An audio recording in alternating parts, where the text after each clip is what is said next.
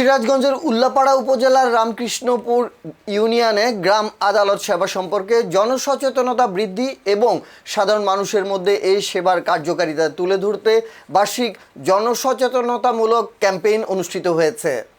বাংলাদেশ গ্রাম আদালত সক্রিয়করণ তৃতীয় পর্যায় প্রকল্পের আওতায় স্থানীয় সরকার বিভাগ, পল্লী উন্নয়ন ও সমবায় মন্ত্রণালয়ের উদ্যোগে মঙ্গলবার 16 জুন রামকৃষ্ণপুর ইউনিয়ন পরিষদ চত্বরে এ ক্যাম্পেইনের আয়োজন করা হয়। এতে গ্রাম আদালতের মাধ্যমে সহজ, দ্রুত ও স্বল্প ব্যয়ে স্থানীয় বিরোধ নিষ্পত্তির বিভিন্ন দিক তুলে ধরা হয়। পাশাপাশি গ্রাম আদালতের সেবা গ্রহণের পদ্ধতি, এর উপকারিতা এবং সাধারণ মানুষের অধিকার সম্পর্কে সচেতনতামূলক আলোচনা করা হয়।